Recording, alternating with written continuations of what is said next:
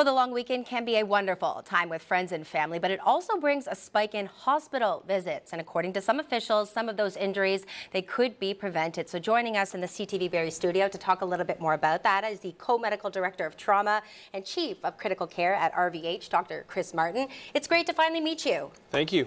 You've got a very substantial role at the region's largest hospital, so we love that you could take the time before heading off to your shift. Why do we refer to this as trauma season, Dr. Martin? So from the May 24 down to September is the time when we call trauma season. And it's called that because the majority of our traumas come in that period of time. And that's because people are getting their ATVs out, getting their boats out, going on dirt bikes, motorcycles, traveling. And with those activities, unfortunately, can come some significant traumatic injuries, which we see, and we can see over 400 traumas during that period of time. So RVH is considered a level 3 trauma center. So what exactly does that mean? So within Ontario and other around the world, there's different tiers of trauma centers. So a level 1 trauma center or lead trauma hospital would be St. Michael's or Sunnybrook, and they offer the full range of services for traumatic patients.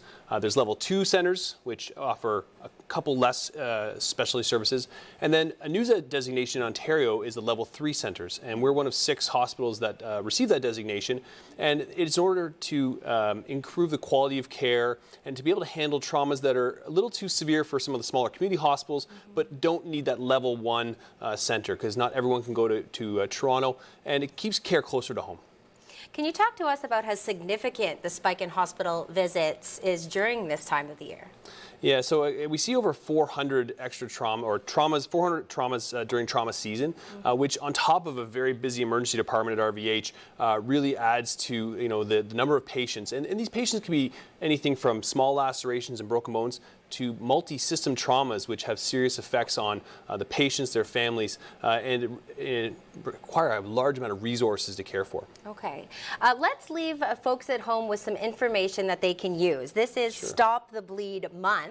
Yeah. So what is bleed training? Okay, so Stop the Bleed training is a program by the American College of Surgeons, which teaches anybody 3 simple techniques to stop a life-threatening bleed. So the first would be direct pressure. The second is how to pack a wound and then apply pressure. And the third is actually how to apply a proper tourniquet. Okay, you're actually going to show us. I'm going to show you. So okay. Here, stick your arm out for a second. All right. Okay, so let's say you had a very bad injury and you're bleeding from your arm. I couldn't stop it with direct pressure. I could apply this tourniquet to the top part of your arm.